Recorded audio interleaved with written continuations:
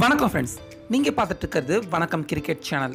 இப்போ நம்ம என்ன வீடியோ பார்க்க போகிறோம் அப்படின்னா, இப்போ நம்ம மகேந்திர சிங் தோனி அவர்களோட திறமையை இத்தனை ஆண்டுகளாக நிரூபிக்கிறதுக்கான ஒரு சரியான வாய்ப்பை அவருக்கு நம்ம கிரிக்கெட் வாரியம் தரலை அப்படிங்கிற மாதிரி இப்போ நம்ம இந்திய டீமில் இருக்கிற சுரேஷ் ரெய்னா பார்த்தீங்கன்னா அவர் தன்னுடைய அதிரடியான கருத்துக்களை இப்போ அவர் தெரிவிச்சிருக்காரு. அப்படி என்ன தோனி அவர்கள் தன்னுடைய திறமைகளை வெளிப்படுத்த முடியாத அளவுக்கு கிரிக்கெட் வாரியம் நடந்துக்குச்சு, மேலும் தோனி அவர்கள் தன்னுடைய திறமையை அவர் வெளிப்படுத்த முடியாம போயிருச்சு அப்படிங்கிற மாதிரி எதை சுரேஷ் ரெய்னா அவர் குறிப்பிட்டார் அப்படிங்கிறத பத்தி நம்ம இப்போ இந்த வீடியோல பார்க்கலாம்.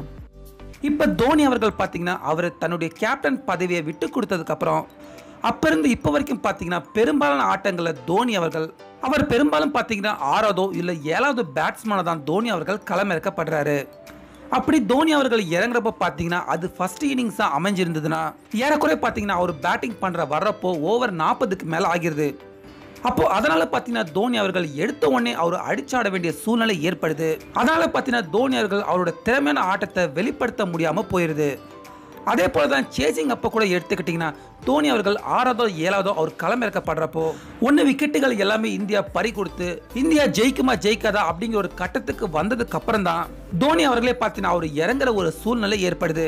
அதுவும் இல்லாம இந்தியாவோட வெற்றி ஏறக்குறை உறுதி ஆனதுக்கு அப்புறம் தான் சும்மா ஓரிரு ரன்கள் அடிக்கிற பொறுப்பு மட்டும் தான் பார்த்தீங்கன்னா தோனி அவர்களுக்கு கிடைக்குது.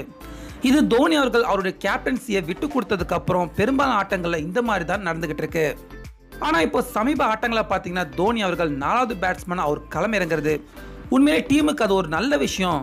ஏன்னா அப்படி தோனி அவர்கள் பேட்டிங் பண்றப்போ அவர் கொஞ்சம் டைம் எடுத்துக்கிட்டு அதுக்கடுத்து அவரோட சிறப்பான ஆட்டத்தை நிச்சயமா தோனி அவர்களை வெளிப்படுத்த முடியும். அதனால தோனி அவர்கள் எப்பயுமே குறிப்பா வேர்ல்டு கப் நடக்கிறப்போ தோனி அவர்கள் அவர் 4வது பேட்ஸ்மேனா களம் இறங்குறது இந்திய அணிக்கு பார்த்தீங்கன்னா நிச்சயமா ஒரு மிகப்பெரிய பலமா இருக்கும் அப்படிங்கிற மாதிரி சுரேஷ் ரெய்னா அவர் இப்போ தெரிவிச்சிருக்காரு. சொன்ன ஃப்ரெண்ட்ஸ், சுரேஷ் ரெய்னா பார்த்தீங்கன்னா தோனி அவர்கள் 4வது பேட்ஸ்மேனா அவர் களமிறங்கினா மட்டும்தான் தோனி தன்னுடைய திறமையை அவர் முழுமையா வெளிப்படுத்த முடியும். அதனால இத்தனை வருடங்களை பார்த்தீங்கன்னா தோனி அவர்களை 4வதா இறக்காதால அவரோட திறமையை நம்ம வீணாக்கிருக்கோம் அப்படிங்கிற மாதிரி சுரேஷ் ரெய்னா பார்த்தீங்கன்னா அவரு இப்போ தன்னுடைய கருத்துக்களை வெளியிட்டிருக்காரு. இப்போ சுரேஷ் ரெய்னா அவர் தெரிவிச்சதை பத்தி உங்களுடைய கருத்துக்களை நீங்க மறக்காம நம்ம கமெண்ட் பாக்ஸ்ல பதிவு பண்ணுங்க. மேலும் இந்த வீடியோ உங்களுக்கு பிடிச்சிருந்தா லைக் பண்ணுங்க, ஷேர் பண்ணுங்க. தொடர்ந்து இது போன்ற பல கிரிக்கெட் செய்திகளுக்கு மறக்காம வணக்கம் கிரிக்கெட் சேனலுக்கும் சப்ஸ்கிரைப் பண்ணுங்க. மீண்டும் அடுத்த வீடியோல சந்திக்கலாம்.